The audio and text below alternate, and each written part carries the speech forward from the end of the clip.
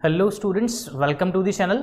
सो student, आज हम start करने वाले हैं class 12 part number B accountancy में। आज हम शुरू करेंगे अकाउंटिंग फॉर शेयर कैपिटल और इश्यू ऑफ शेयर्स। ओके, ये जो हमारी सेकंड बुक है इसमें टोटल नंबर ऑफ चैप्टर्स है 3। अगर मैं इस बुक की बात करूं तो इसका वेटेज है 20 मार्क्स का। ओके, इसका वेटेज कितना है? इसका वेटेज एग्जाम में स्टूडेंट कितने मार्क्स का है? 20 मार्क्स का। और याद रखें ये चैप्टर हमारा 10 से 11 नंबर का है। ओके, काफी लेंदी चैप्टर है। बाकी दो चैप्टर हैं वो 8 या 9 नंबर के आते हैं। ठीक है, ये 10, 11, 12 नंबर का भी आ जाता है, 13 नंबर का भी आ जाता है कभी कभी। ठीक है, तो यहां से 3 क्वेश्चन आते हैं, एक 8 नंबर का आएगा, एक 3 नंबर का आएगा और एक नंबर का क्वेश्चन यहां से आएगा आपको। तो इश्यू ऑफ शेयर्स बहुत अच्छा टॉपिक है, बहुत अच्छा चैप्टर है। ओके, यहां पर हम प्रैक्टिकली सारी कुछ चीजें सीखेंगे। ओके, तो इश्यू ऑफ शेयर्स, तो इश्यू ऑफ शेयर्स क्या है चैप्टर के बारे में देखते हैं, क्या क्या इसमें हमें पढ़ना है। देखिएगा, इन क्लास 11 और +1 we have studied about sole proprietorship and partnership.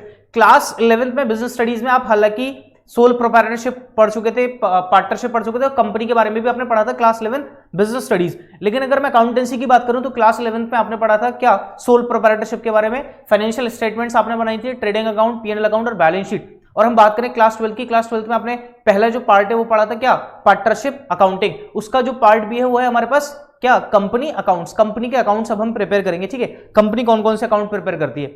उसके बाद है हमारे पास, अगर हम देखें कि भाई अगर हम सोल प्रोप्राइटरशिप की तरह काम करते हैं तो सोल प्रोप्राइटरशिप में क्या एडवांटेजेस है, क्या फायदा हमें है। तो सबसे पहली एडवांटेज है नो कॉन्फ्लिक्ट। ओके, यहां पर किसी तरीके के कोई भी कॉन्फ्लिक्ट के कोई भी चांसेस नहीं है। क्यों चांसेस नहीं है? क्योंकि यहां पे सोल अथॉरिटी है, सोल प्रोप्राइटर है, एक ही प्रोप्राइटर है, एक ही ओनर है, सारी की सारी डिसीजन मेकिंग उसी की, किसी से कोई झगड़ा नहीं करना। Okay, no conflict. Quick decision making, क्यों डिसीजन मेकिंग क्यों है? क्योंकि अकेला है और अकेला इंसान अकेले डिसीजन लेगा, किसी से पूछने की जरूरत नहीं है। ओके, जितने लोग होते हैं उतनी राय मशवरे आपको दिए जाते हैं, उतनी एडवाइसेस आती हैं। तो यहां पर क्या है? क्विक डिसीजन मेकिंग आपके पास। नेक्स्ट आपके पास सीक्रेसी, हर एक चीज की क्या आपके पास? सीक्रेसी है। हर एक चीज की क्या आपके पास? सीक्रेसी। ओके, आप अकेले हो तो आप अपना आइडिया किसी को नहीं बताओगे। ठीक है, आपके पास सीक्रेसी है। नेक्स्ट है work is directly related to profit. Directly work किससे होगा? सोल प्रोप्राइटरशिप में प्रॉफिट से। भाई हमारा वर्क किससे रिलेट करेगा? पूरा का पूरा प्रॉफिट से रिलेट करेगा। ठीक है, उसके बाद देखते हैं हम डिसएडवांटेजेस क्या हो सकती है सोल प्रोप्राइटर की। डिसएडवांटेजेस सबसे पहला less chances of growth and expansion. Okay, आपके पास क्या है? आपके पास मैन पावर नहीं है, आपके पास बहुत ज्यादा स्किल्स नहीं होंगे बहुत ज्यादा अच्छे अच्छे लोगों के, तो क्या है? आपके एक्सपेंशन के और ग्रोथ के चांसेस क्या होते हैं? बहुत कम होते हैं, क्योंकि अकेला आदमी कहां तक आगे तक कहां तक जा सकता है। नेक्स्ट है लैक ऑफ कैपिटल। अगर आप अपने बिजनेस को बढ़ाना चाहते हो then you need to some more capital. आपको किसकी जरूरत है? ज्यादा कैपिटल की जरूरत है, आपको ज्यादा पैसे की जरूरत है। ठीक है, तो क्या है? जब अकेला इंसान है तो पैसा भी कम ही लगा पाएगा। नेक्स्ट है lack of managerial skills. Lack of managerial skills का मतलब क्या है? कि आपके पास अच्छे अच्छे लोग जो होंगे उनके आइडियाज नहीं होंगे आपके पास। अगर आप बहुत सारे लोगों के साथ काम करते हो तो उनके पास हो सकता है स्किल्स ज्यादा हो, उनके पास अच्छे अच्छे एडवाइसेस हो आपके लिए।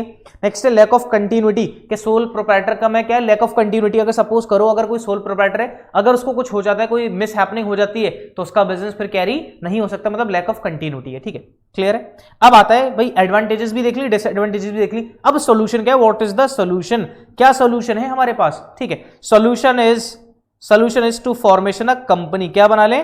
कंपनी बना ले। किस तरह? ये तो दो लोग दिखाई दे रहे हैं। यस, यहां पर हम बात कर रहे हैं प्राइवेट कंपनी की। किसकी बात कर रहे हैं? प्राइवेट कंपनी की। अगर हम यहीं पर बात करेंगे पब्लिक कंपनी की तो हमें कितने लोग चाहिए?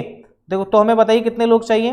ठीक है, हमें चाहिए कितने लोग? 7 लोग। कितने लोग चाहिए हमें? 7 लोग। तो ये जो बात कर रहे हैं यहां पर हम, ये 7 लोग हैं, ये पब्लिक कंपनी है। ओके, और ये जो 2 लोगों की तस्वीरें दिखाई दे रही हैं आपको गोलू मोलू की, ठीक है, तो ये कौन सी कंपनी है? ये प्राइवेट कंपनी है। This is the solution. ठीक है, अब देखते हैं कंपनी क्या होती है, कंपनी का मीनिंग देखते हैं। तो कंपनी क्या है? A company may be viewed as association of person. देखो एसोसिएशन ऑफ पर्सन है, देखो 1 2 3 4 5 6 7, तो 7 लोग हैं, तो इसका मतलब कम से कम 7 लोग हैं। तो ये कौन सी कंपनी है? यहां पर किस कंपनी की बात हो रही है? पब्लिक कंपनी की। तो एसोसिएशन ऑफ पर्सन है, क्या करते हैं? कंट्रीब्यूट करते हैं मनी और money is worth to a common stock and it use for common purpose. Okay, क्या करते हैं? मनी कलेक्ट करते हैं, मनी इकट्ठा करते हैं, जो भी लोग हैं, जो भी मेंबर्स हैं, और क्या करते हैं? एक कॉमन पर्पस होता है, एक कॉमन यूज होता है इस चीज का। ठीक है, ओके, कि सबसे पैसे लेकर कहां डाल दिए जाएंगे? एक जगह पर डाल दिए जाएंगे। अब उससे क्या करेगी? कंपनी काम करेगी। ठीक है, ओके, कंपनी एक आर्टिफिशियल पर्सन है। ठीक है, तो देखिएगा फीचर्स ऑफ कंपनी की अगर हम बात करें तो फीचर्स ऑफ कंपनी है स्टेपल। ठीक है, स्टेपलर से बना स्टेपल। Okay, staple. अब देखो स्टेपल STAPLE, इनको बोलते हैं नोमेनिक्स। STAPLE, इनको बोलते हैं क्या? नोमेनिक्स। अब देखो नोमेनिक्स क्या है? तो एस से हो गया सेपरेट लीगल एंटिटी। क्या हो गया? Separate legal entity. Company having its own separate identity. ठीक है, अब देखो सपोज करो जैसे एक केस आपने देखा होगा, एक थी किंगफिशर एयरलाइंस है ना, किंगफिशर एयरलाइंस, और उसका मालिक कौन था? विजय माल्या। कौन था मालिक? विजय माल्या। अब बताओ केस किसके ऊपर फाइल हुआ? जो कंपनी बंद कौन सी हुई? किंगफिशर। केस किसके ऊपर? किंगफिशर के ऊपर। विजय माल्या के ऊपर केस नहीं हुआ। तो कंपनी की अपनी क्या है? एक सेपरेट लीगल आइडेंटिटी। अगर किसी को केस करना है तो कंपनी के नेम पे करेगा, और अगर कंपनी को किसी के अगेंस्ट में केस फाइल करना है तो कंपनी किसके नेम पे करेगी? अपने नेम पर करेगी। That is separate legal entity. ठीक है।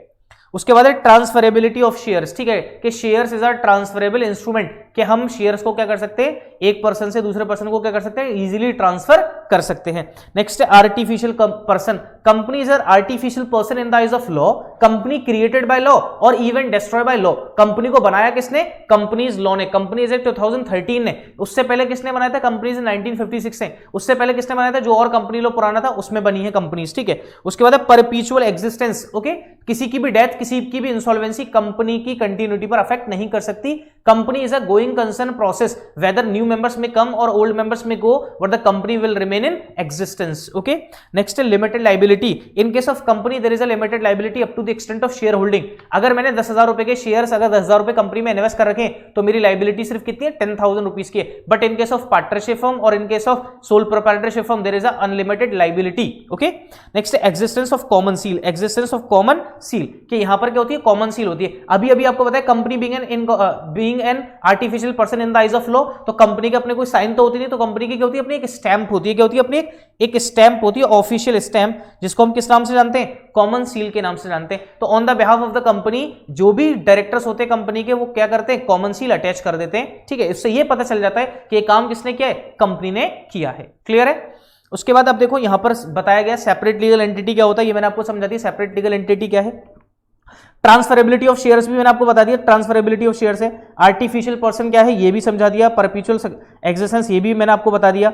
Limited liability, existence of common seal, ये सारी चीजें मैंने आपको बता दी। अब आप में से बहुत से बच्चे सोच रहे हैं सर आपके नोट्स तो ना बहुत ही अट्रैक्टिव है, बड़े अच्छे से लग रहे हैं हमें आपके नोट्स, सर ये नोट्स कैसे मिलेंगे? तो नोट्स आपको मिल जाएंगे बेटा। आप क्या करना, आप हमारा ऐप डाउनलोड करो। ठीक है, ऐप पर आपको ये नोट्स अवेलेबल होंगे। हाँ, लेकिन ये कॉपीराइट कंटेंट है बेटा, सिर्फ आप इसको रीड कर सकते हैं। ओके, पढ़ सकते हैं आप इससे, इसके अलावा आप कुछ और नहीं कर सकते। ठीक है, तो देखिए, तो सबसे पहली बात आती है शेयर्स की। किसकी बात आती है? शेयर्स। तो हम यहां पर जो पढ़ रहे हैं आज इंट्रोडक्शन पढ़ रहे हैं कंपनी का। क्या पढ़ रहे हैं आज हम? इंट्रोडक्शन पढ़ रहे हैं। ठीक है, शेयर्स की बात करते हैं। तो व्हाट इज शेयर? तो शेयर का मतलब होता है हिस्सेदारी। शेयर का मतलब क्या होता है? हिस्सेदारी। अब सपोज करो, अभी अभी आपको बताया था कि कंपनी में क्या है? कॉमन यूज के लिए क्या होगा? कॉमन यूज के लिए क्या हो रहा है? पैसा जमा हो रहा है। कॉमन यूज के लिए हो रहा है, पैसा जमा हो रहा है, कि बहुत सारे लोग हैं वो क्या कर रहे हैं? कॉमन यूज के लिए क्या कर रहे हैं? पैसा जमा कर रहे हैं। ठीक है, अब ये पैसा जमा कर रहे हैं बहुत सारे लोग। ओके, कंपनी के अंदर क्या कर रहे हैं? पैसा जमा करा रहे हैं, बहुत सारे लोग पैसा जमा करा रहे हैं। ठीक है, तो व्हाट इज शेयर? अगर हम शेयर की बात करें तो जो कंपनी की कैपिटल है, ठीक है, जो कंपनी की कैपिटल है उसका जो स्मॉलेस्ट डिनोमिनेशन होता है, जो स्मॉलेस्ट यूनिट होता है, उसको हम क्या बोलते हैं? शेयर्स बोलते हैं। तो what is share? Share is the smallest unit और स्मॉलेस्ट डिनोमिनेशन ऑफ कैपिटल। ठीक है, कैपिटल के सबसे छोटी इकाई को क्या बोलते हैं? शेयर्स। ठीक है, तो the capital of the company is divided into units of small denomination, the units are called shares. क्या बोलेंगे उसको? शेयर्स। और जो इनको हेल्ड करेगा, जिनके पास ये शेयर्स होंगे, उनको बोलते हैं share holders. These persons are known as share holder. इनको क्या बोला जाता है? Share holders. And the amount contributed by them is called share capital. और जो अमाउंट क्या करते हैं? वो कॉन्ट्रीब्यूट करते हैं, जो पैसा वो लगाते हैं, जो पैसा वो इन्वेस्ट करते हैं, उसको हम क्या बोलते हैं? Share capital. तो शेयर कैपिटल क्या है? शेयर कैपिटल शेयर होल्डर के द्वारा लगाया जाने वाला अमाउंट कंपनी में क्या कहलाता है? शेयर कैपिटल कहलाता है। बताओ, उतनी बात समझ में आ गई? आई होप यहां तक आप सबको क्लियर होगा। चलो नेक्स्ट देखते हैं हम। नेक्स्ट है टाइप्स ऑफ शेयर्स। ठीक है, बहुत इंपॉर्टेंट बात है टाइप्स ऑफ शेयर्स। बहुत सारे बच्चों को सिर्फ यही पता होता है कि एक इक्विटी, एक प्रेफरेंस है। शेयर्स तो कई सारे टाइप के होते हैं, लेकिन आपके लेवल पर सिर्फ ये दो ही हैं, और फिर प्रेफरेंस के कुछ अलग भी अलग पार्ट है। ठीक है, इक्विटी शेयर्स और प्रेफरेंस शेयर्स। तो पहले मैं आपको डिफरेंस क्लियर कर दूं, इक्विटी और प्रेफरेंस पे क्या डिफरेंस है। ठीक है, प्रेफरेंस शेयर्स के पास 2 राइट्स होते हैं। Preference shares carrying 2 preferential rights. Preference shares के पास क्या होता है? 2 प्रेफरेंशियल राइट्स। सबसे पहला क्या होता है? सबसे पहला क्या होता है? Repayment of dividend. ठीक है, ओके, पेमेंट ऑफ डिविडेंड। क्या होता है? Payment of dividend. ओके, क्या होगा सबसे पहले? Payment of dividend before equity. Equity से पहले किसको दिया जाएगा? इक्विटी से पहले किसको दिया जाएगा डिविडेंड? प्रेफरेंस को। तो पहला तो ये हो गया। दूसरा इसमें क्या है? Repayment of capital. Repayment of capital eight winding up. ठीक है, वाइंडिंग अप के टाइम इनकी कैपिटल को क्या किया जाएगा? रीपे किया जाएगा बिफोर इक्विटी, किसी और को देने से पहले इनको पेमेंट होगी। ओके, जिनके पास ये 2 राइट्स हैं वो कौन से शेयर्स होते हैं? वो प्रेफरेंस शेयर्स होते हैं। ओके, और रेस्ट ऑफ दीज 2, इन दोनों को छोड़कर हमारे पास जो बाकी बचेंगे कौन से होंगे? Equity shares. तो अगर मैं इनको अपनी लैंग्वेज में समझाना चाहूं तो हम समझ लेते हैं preference share holder are the barati, preference share holder are the barati and equity share holder are the gharati, ये घराती हैं, ठीक है।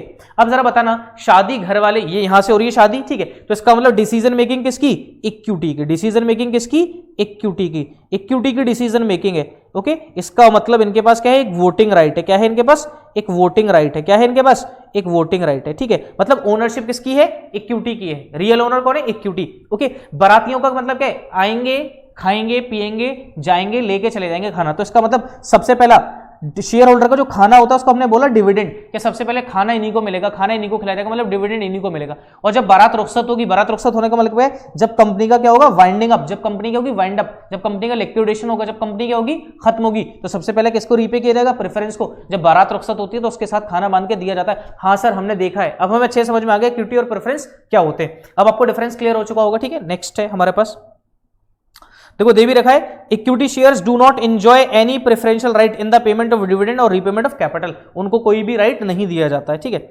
अब देखो टाइप्स ऑफ प्रेफरेंस शेयर की बात करते हैं, तो प्रेफरेंस शेयर्स को हमने 4 पार्ट्स में बांटा है, प्रेफरेंस शेयर्स की 4 कैटेगरीज हैं और उनकी भी अपनी दो अलग अलग सब कैटेगरीज हैं। तो सबसे पहले हमारे पास क्यूमुलेटिव डिविडेंड के अकॉर्डिंग, तो डिविडेंड के अकॉर्डिंग क्यूमुलेटिव और नॉन क्यूमुलेटिव। दूसरा है हमारे पास कैपिटल के अकॉर्डिंग, तो रिडीमेबल और इररिडीमेबल, ठीक है। कन्वर्जन, कन्वर्टेबल और नॉन कन्वर्टेबल, पार्टिसिपेटिंग और नॉन पार्टिसिपेटिंग, ये क्या है, क्लासेस हैं, कैटेगरीज है किसकी, प्रेफरेंस शेयर्स की। अब देखो क्यूमुलेटिव प्रेफरेंस शेयर्स कौन से होते हैं, ठीक है, नोट्स में सब कुछ लिखा हुआ है, मैं बता देता हूं। क्यूमुलेटिव प्रेफरेंस शेयर्स वो हैं जिनको राइट है अरियर्स ऑफ डिविडेंड का, जो पहले मिलेगा। सपोज करो 2019 में किसी शेयर होल्डर का डिविडेंड बकाया रह गया था, मतलब अरियर्स था डिविडेंड का, क्या था, अरियर्स था डिविडेंड का, तो कंपनी 2020 का डिविडेंड देने से पहले सबसे पहले कौन सा रीपे करेगी, जो अरियर्स है। तो जिनको अरियर का राइट होता है, जिनको अरियर मिल सकता है, तो वो कौन से प्रेफरेंस शेयर होते हैं, क्यूमुलेटिव प्रेफरेंस शेयर्स, जिनके पास किस चीज का राइट है, right to receive arrears of dividend, ठीक है, क्लियर है। और नॉन क्यूमुलेटिव का मतलब है कि जिनके पास ये राइट नहीं है, सिंपल सी बात है। फिर रिडीमेबल और रिडीमेबल, रिडीमेबल का मतलब है कि जिनका रिडेम्पशन होगा एक ड्यूरिंग द स्पेसिफाइड पीरियड, कि कंपनी ने जब शेयर्स को इशूड किया होगा तो उसकी मैच्योरिटी दी होगी, ठीक है, कि हम इतने साल के बाद इन डिबेंचर्स को क्या करेंगे, रिडीम करेंगे, मतलब रीपेमेंट। तो जिनका रिडेम्पशन होता है उनको बोलते हैं रिडीमेबल, और जिनका रिडेम्पशन नहीं होता during the life of the company उनको बोलते हैं इररिडीमेबल। और ये कब होता है, वाइंडिंग अप के टाइम, ठीक है, जब तक कंपनी चल रही है तब तक इनका पेमेंट नहीं है, लेकिन जब कंपनी खत्म होगी तब इनका क्या किया जाएगा, रिडीम इनको किया जाएगा। और नाउअडेज अगर प्रेजेंट सिनेरियो की, करंट सिनेरियो की अगर हम बात करें, तो कंपनी कौन से शेयर्स इशूड करती है, रिडीमेबल। इररिडीमेबल शेयर्स कभी भी कंपनी इशूड नहीं करती अब करंट सिनेरियो में। कन्वर्जन की अगर हम बात करें, कुछ ऐसे प्रेफरेंस शेयर हो सकते हैं जिनको हम इक्विटी में क्या कर सकते हैं, कन्वर्ट कर सकते हैं, और कुछ प्रेफरेंस शेयर्स ऐसे होते हैं जिनको इक्विटी में कन्वर्ट नहीं किया जा सकता, सिंपल।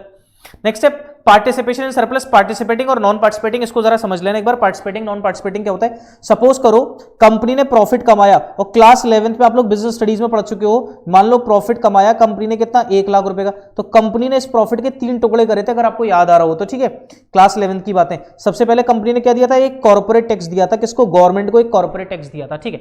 फिर अपने शेयर होल्डर्स को क्या दिया था, डिविडेंड दिया था, क्या दिया था शेयर होल्डर्स को, डिविडेंड। अब चाहे वो इक्विटी का हो डिविडेंड या फिर किसका हो, प्रेफरेंस का हो, ठीक है।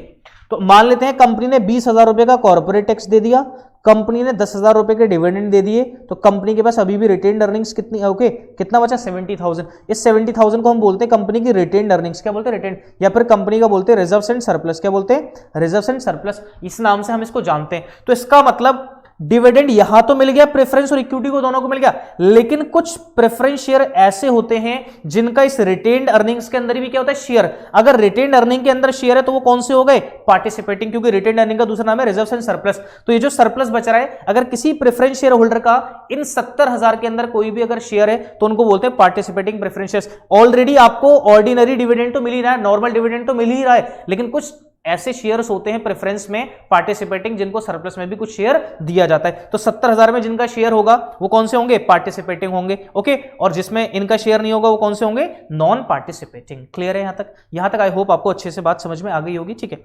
आगे चलते हैं, तो यहां पर ये सारी चीजें बता रखी है। क्यूमुलेटिव प्रेफरेंस शेयर्स क्या होते हैं मैंने आपको समझा दिया, नॉन क्यूमुलेटिव प्रेफरेंस शेयर्स कौन से होते हैं ये भी बता दिया, रिडीमेबल प्रेफरेंस शेयर्स कौन से होते हैं, ओके, इररिडीमेबल कौन से होते हैं ये भी बता दिया, कन्वर्टेबल कौन से होंगे, नॉन कन्वर्टेबल कौन से होंगे, ठीक है।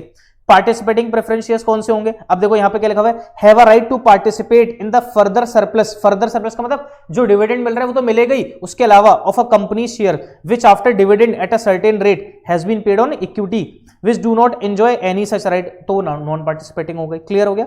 ठीक है। अब बात आती है difference between equity and preference. क्या डिफरेंस है? अभी मैंने आपको बताया था डिफरेंस।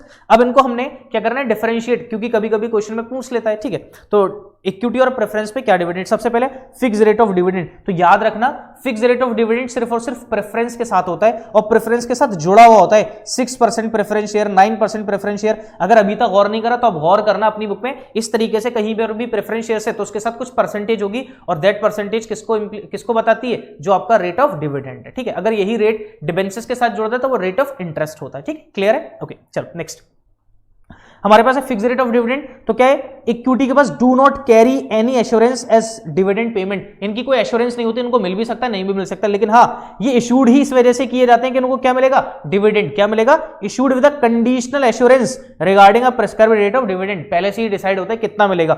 रीपेमेंट, ठीक है, इक्विटी का रीपेमेंट नहीं होता, इक्विटी का क्या होता है? बायबैक होता है। इक्विटी का क्या होगा? बायबैक होगा। ठीक है, इक्विटी का क्या होगा? बायबैक, सारे लोगों को करने के बाद ओके तब पेमेंट हो सकता है। ओके, प्रेफरेंस का क्या होता है? Priority over equity, repayment of capital in the event of liquidation, ये बता दिया था आपको। रिडीमेबल, ओके, कभी भी इक्विटी शेयर रिडीम नहीं होते, उनका क्या होता है? बायबैक होता है। लेकिन प्रेफरेंस शेयर्स क्या होते हैं? पे ऑफ होते हैं। ठीक है, वोटिंग राइट्स, ओके, अभी बता दिया था किसके पास वोटिंग राइट है? घरातियों के पास। ठीक है, तो वोटिंग राइट किसके पास है? इक्विटी के पास। प्रेफरेंस के पास कोई भी वोटिंग राइट नहीं होता है। क्लियर है? इतना यहां तक सबको क्लियर है? ओके, ठीक है, यहां तक सबको क्लियर है। तो आज मैंने आपको कुछ इंपॉर्टेंट टर्मिनोलॉजी बताई स्टूडेंट। ठीक है, तो आज इसके बाद है हमारे पास टाइप्स ऑफ शेयर कैपिटल। अभी तक मैंने जो बताया आई होप आपको बहुत अच्छे से क्लियर समझ में आ गया हो। अब हम बात करते हैं टाइप्स ऑफ शेयर कैपिटल की। ये भी एक इंपॉर्टेंट टॉपिक है, ये भी एक इंपॉर्टेंट टॉपिक है, क्योंकि जब हम बैलेंस शीट प्रिपेयर करेंगे तो उसमें बच्चों को समझ में नहीं आता कि अमाउंट कहां से आ गया। ठीक है, तो ये एक इंपॉर्टेंट टॉपिक है। तो सबसे पहले अगर हम देखें तो सबसे पहली हमारे पास जो कैपिटल होती है वो होती है ऑथोराइज्ड कैपिटल। और ऑथोराइज्ड कैपिटल का दूसरा नाम होता है रजिस्टर्ड कैपिटल। क्या होता है? दूसरा नाम होता है रजिस्टर्ड कैपिटल। इसका एक और नाम होता है दैट इज नॉमिनल कैपिटल। क्या होता है? Nominal capital. ठीक है, तो ऑथोराइज्ड कैपिटल कंपनी की वो कैपिटल है, it is the maximum capital जो कंपनी क्या कर सकती है? रेस कर सकती है। किससे?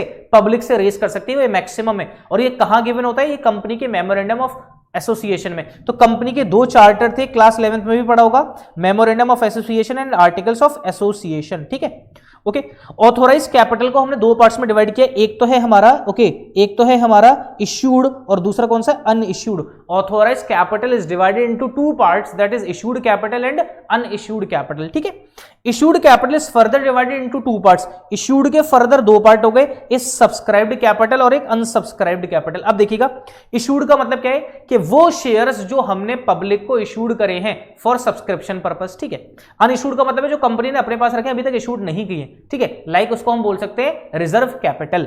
नेक्स्ट है सब्सक्राइब्ड कैपिटल। अब देखो सब्सक्राइब्ड कैपिटल के जितने शेयर्स इशूड किए गए थे कंपनी ने, उसमें से कितने शेयर के लिए क्या कर दिया? सब्सक्राइब कर दिया पब्लिक ने। और अनसब्सक्राइब का मतलब है कि कितने पब्लिक ने शेयर नहीं लिए कंपनी से। उसके बाद सब्सक्राइब के दो पार्ट है, कॉल्ड अप कैपिटल और uncalled capital. Called up capital और अनकॉल्ड कैपिटल। ठीक है, ये क्या होते हैं एक एक करके भी समझ लेते हैं। कॉल्ड अप के भी दो पार्ट है, पेड अप और अनपेड। पेड अप और अनपेड। अनपेड का मतलब कॉल्स इन अरियर। ठीक है, अनपेड, इसको अनपेड भी बोल सकते हैं। ओके, और अनकॉल्ड का क्या है? अनकॉल्ड का क्या है? Reserve capital. अनकॉल्ड का क्या है? Reserve capital. क्या पार्ट है इसका? अनकॉल्ड का रिजर्व कैपिटल। ठीक है, क्लियर हो गया? Okay, authorised capital. देखो ऑथोराइज्ड कैपिटल क्या होती है? This is the maximum amount of capital, this is the maximum amount of capital a company is authorised to raise from the public. कि maximum कितना पब्लिक से पैसा रेज किया जा सकता है, वो कैपिटल कौन सी होती है? ऑथोराइज्ड। और ये कहां पर गिवन है? कंपनी के मेमोरेंडम ऑफ एसोसिएशन के अंदर। कहां पर? कंपनी के मेमोरेंडम ऑफ एसोसिएशन के अंदर गिवन है। क्लियर? ठीक है, उसके बाद है इशूड कैपिटल। तो इशूड कैपिटल किसका पार्ट होगी? ऑथोराइज का। तो लेकर रखा है issued capital indicates that a part of, किसका पार्ट है? Part of authorise capital offered to public for subscription. किसको ऑफर किया जाता है? पब्लिक को। किस पर्पस के लिए? सब्सक्रिप्शन पर्पस के लिए। ठीक है, उसके बाद सब्सक्राइब्ड कैपिटल। तो सब्सक्राइब्ड कैपिटल किसका पार्ट है? जितना उनको इशूड किया गया होगा। तो this is the part of issued capital actually purchase और सब्सक्राइब्ड बाय द पब्लिक, कि उसमें से पब्लिक ने कितना ले लिया है। सपोज करो कंपनी ने 10,000 शेयर्स इशूड करे, ठीक है, लेकिन पब्लिक ने सिर्फ कितने सब्सक्राइब किए? 8,000। और 2,000 को क्या किया? अनसब्सक्राइब। 2,000 को लिया ही नहीं, तो 8,000 सब्सक्राइब में आ गए। ठीक है, जितना लिया है उन्होंने। उसके बाद नेक्स्ट कॉल्ड अप कैपिटल, ठीक है, कॉल्ड अप कैपिटल का मतलब है कितना पैसा कॉल किया गया है। Called up capital indicates the portion of subscribed capital, किसका पार्ट है, portion of subscribed capital called up by the company for payment, ठीक है, जो कंपनी ने कॉल किया पेमेंट पर्पस के लिए। नेक्स्ट है paid up capital, paid up capital called up capital का पार्ट है कि कितना शेयर होल्डर्स ने क्या कर दिया, पेमेंट कर दिया है। तो देखिएगा क्या है, this is the amount of called up capital, this is the amount of called up capital actually paid by the public, paid up capital becomes the liability of the company towards its share holder, और ये company की क्या हो जाती है, liability हो जाती है जितना पेड कर दिया है उन्होंने। रिजर्व कैपिटल, तो देखो रिजर्व कैपिटल अनकॉल्ड कैपिटल का पार्ट होता है। Reserve capital is a part of uncalled capital, जो अब तक कंपनी ने कॉल्ड नहीं की but it can be called up by the company. ये अमाउंट कंपनी ने क्या कर लिया, सेट असाइड करके रख लिया है, बट कंपनी इसको कॉल जरूर करेगी, लेकिन कब, eight the time of winding up. तो उसका यूज ही कब होता है, वाइंडिंग अप के टाइम। तो क्या कह रहा है, only in the event of liquidation of the company, जब कंपनी का लिक्विडेशन होगा, जब कंपनी का क्या होगा, वाइंडिंग अप होगा, ठीक है, क्या होगी, कंपनी जब वाइंड अप होगी तब इस पैसे को क्या कर सकती है, कॉल्ड कर सकती है, जिसको हम क्या बोलते हैं, रिजर्व कैपिटल, ठीक है। अब देखो यहां पर हमारे पास एक प्रॉब्लम है, इसको समझना जरा अच्छे से। कह रहा है a company has been incorporated with an authorised capital of ₹20 lakh. एक कंपनी है उसकी ऑथोराइज्ड कैपिटल है, एक कंपनी है उसकी क्या है, ऑथोराइज्ड कैपिटल है कितनी, 20 लाख रुपए, ओके। और कह रहा है question divided into 2 lakh shares, okay, 2 lakh shares से डिवाइड कर दिया, और एक शेयर कितने का आ गया, 10 रुपए का। तो बिल्कुल सही बात है कि 2 लाख शेयर, एक शेयर 10 रुपए का है, तो 2 लाख शेयर कितने का होगा, 20 लाख रुपए के, ठीक है। ये कौन सी कैपिटल है, ऑथोराइज्ड कैपिटल, कौन सी कैपिटल है, ऑथोराइज्ड। क्वेश्चन कह रहा है it offered 1,90,000 shares to the public. क्या करा कंपनी ने क्या करा, ऑफर करा, मतलब इश्यूड करे, क्या करे कंपनी ने, इश्यूड करे कितने, 1,90,000, क्या करे कंपनी ने, 1,90,000 इशूड करे। तो आपको पता है ऑथोराइज के दो पार्ट होते हैं, एक तो होता है इशूड और एक होता है अनइशूड। क्या होता है, एक अनइशूड। तो कितने इशूड नहीं करे, 10,000 इशूड नहीं करे कंपनी ने, 10,000 इशूड नहीं करे। तो इसका मतलब 1,90,000 इशूड कर दिए, और एक शेयर कितने का, 10 रुपए का। तो 19 लाख के शेयर्स कंपनी ने क्या करे हैं, इशूड किए हैं, ओके। अनइशूड कितने हैं, 10,000। तो 10,000 इंटू 10 कितना हो जाएगा, 10,000 इंटू 10 कितना हो जाएगा, 1 लाख। क्या हो जाएगा, 1 लाख, ठीक है, ओके। तो देखो अनइश्यूड, ओके, अनइश्यूड का मतलब देखो एक चीज याद रखना, स्टार्टिंग में मैंने आपको बता दिया था कि अनइश्यूड को कैपिटल रिजर्व बोलते हैं, उसको समझ लीजिएगा, वो नहीं होता, ओके। अनकॉल्ड को बोलते हैं क्या, रिजर्व कैपिटल, ठीक है, क्लियर है। तो मैंने यहाँ पे आपको क्लियर कर दिया, हो सकता है वहां पे आपको कंफ्यूजन हो गया, बोले सर ने कुछ गलत बता दिया, ओके। जल्दी जल्दी मैंने आपको बता दिया था, क्लियर है। अब देखो यहाँ पे कह रहा है ऑथोराइज कैपिटल, कह रहा है all the amounts were received accept call money of ₹2। देखो क्या कह रहे हैं, द डायरेक्टर्स कॉल्ड अप 6 पर शेयर, डायरेक्टर्स ने कितने कॉल किए, 6 रुपए कॉल किए। All the amounts were received accept the call money, किसको छोड़कर, कॉल मनी को छोड़कर। 2 रुपए की कॉल मनी नहीं आई, कितने शेयर्स पे, 1000 शेयर्स पे। Calculate the amount of different categories of share capital, अलग अलग कैटेगरीज। तो सबसे पहली कैटेगरी कौन सी है हमारी, ऑथोराइज्ड। तो अभी हम ऑथोराइज निकाल रहे हैं, ठीक है। पहले हम ऑथोराइज, फिर निकालेंगे हम इशूड, इस तरीके से सारी कैपिटल निकालेंगे, ठीक है। तो अभी ऑथोराइज निकालें, तो ऑथोराइज को हमने कैलकुलेट कर दिया कि इशूड कैपिटल कितनी है, 19 लाख रुपए, और अनइशूड कितनी है, 1 लाख रुपीज। आई होप इतना क्लियर हो गया। ये पहली कैटेगरी थी, ठीक है। इसी क्वेश्चन को बेस लिया है, कह रहा है company incorporated with an authorised capital of ₹20 lakh, 2 lakh shares हैं और 10 रुपए का एक है, 1,90,000 ऑफर करे, 1,80,000 पब्लिक ने ले लिए। अब कह रहे हैं द डायरेक्टर्स कॉल्ड अप 6 पर शेयर, ठीक है। वही क्वेश्चन बिल्कुल सेम है, लेकिन अब यहां पर हम दूसरी कैटेगरी निकाल लें। सबसे पहले हमारी कौन सी थी, ऑथोराइज्ड, ओके। अब ऑथोराइज्ड के बाद कौन सी आती है, इशूड। अब इशूड कैपिटल निकालेंगे। यहाँ पे इशूड के कितने पार्ट होते हैं वो देख लेते हैं। इशूड के 2 पार्ट हैं, एक तो होता है सब्सक्राइब्ड, एक होता है अनसब्सक्राइब्ड, एक सब्सक्राइब्ड और एक अनसब्सक्राइब्ड। तो इशूड कितने करे थे, 1,90,000 क्या करे थे, इशूड करे थे। लेकिन पब्लिक ने उसमें से कितने लिए, सिर्फ 1,80,000 शेयर्स। कितने लिए, 1,80,000 शेयर्स। कितने पे लिए, 10 रुपए पे। तो कितने के ले लिए, 18 लाख रुपए के। और कितने नहीं लिए, 10,000 नहीं लिए, कितने रुपए के हिसाब से, 10 रुपए के हिसाब से। तो कितने हो गए, 1 लाख रुपए हो गए। तो ये हमारा दूसरा पार्ट हो गया। पहला था ऑथोराइज्ड, ये कौन सा है हमारा, ये कौन सा है हमारा, इश्यूड, ओके। ऐसे ही अलग अलग करना चाहे तो हम सब्सक्राइब कर सकते हैं, ठीक है, अनसब्सक्राइब कर सकते हैं। तो सिर्फ ये बताने का आपको तरीका था कि सबसे पहले हमारी कैपिटल कौन सी, ऑथोराइज। ऑथोराइज के 2 पार्ट, ऑथोराइज के 2 पार्ट कौन कौन से थे हमारे पास, इश्यूड और एक अनइश्यूड, ठीक है। अब फिर आ जाता है इशूड कैपिटल। इशूड कैपिटल के 2 पार्ट है, एक सब्सक्राइब्ड और एक अनसब्सक्राइब्ड, ठीक है। फिर अब सब्सक्राइब के भी अलग अलग है, सब्सक्राइब के भी क्या है, अलग अलग। कॉल्ड अप और फिर अनकॉल्ड, ठीक है। कॉल्ड अप के भी दो पार्ट हैं, पेड अप और अनपेड, ओके। और जो अनकॉल्ड है वो कंपनी कब मंगवाएगी, at the time of winding up, जिसको हम क्या बोलते हैं, रिजर्व कैपिटल, ओके। तो इस वीडियो में स्टूडेंट मैंने आपको एक बेसिक कॉन्सेप्ट देने की कोशिश करी है। क्या क्या समझाया आपको, कंपनी का मीनिंग समझाया, कंपनी के फीचर्स बताए, टाइप्स ऑफ शेयर्स बताए, okay, classes of preference shares बताए, और मैंने आपको बताया टाइप्स ऑफ शेयर कैपिटल के, शेयर कैपिटल के कितने टाइप्स होते हैं, ओके। वैसे तो उसमें कॉन्सेप्ट बहुत है, फिर हम नेक्स्ट वीडियो में डिस्कस करेंगे क्योंकि वीडियो बहुत लंबी हो जाएगी। आई होप स्टूडेंट आपको बहुत अच्छे से समझ में आया हो एक एक चीज। अगर फिर भी आपको कोई डाउट रहता है तो कमेंट सेक्शन में जरूर कमेंट करके हमें बताइएगा, ओके। अगर आपको ये नोट्स चाहिए तो आप हमारा ऐप डाउनलोड कर लीजिए, वहां पर हम आपको नोट्स प्रोवाइड करा देंगे। सो स्टूडेंट अब आपको क्या काम करना है, अपने प्रॉपर नोट्स भी बनाइए आप लोग, ठीक है, क्योंकि देखो बोर्ड के एग्जाम आपके कम टाइम रह गया, बहुत कम टाइम है आप लोग के पास, ओके। और इस स्थिति में आपके जो यूट्यूबर्स टीचर्स हैं जो यूट्यूब पे आपको पढ़ा रहे हैं, आपके लिए बहुत मेहनत कर रहे हैं स्टूडेंट्स। सो अब आपको भी उनको कुछ देना है क्रेडिट, ठीक है। तो अब आपको क्या करना है, अपने अच्छे से पढ़ाई करिए। अगर कोई भी डाउट है फर्दर कमेंट सेक्शन में पूछिए, ओके। और नीचे मेरा आपको डिस्क्रिप्शन में आपको मेरा कॉन्टैक्ट नंबर भी मिल जाएगा, अगर आप चाहते हैं तो आप व्हाट्सएप पे मैसेज कर सकते हैं। So student, okay, thank you very much.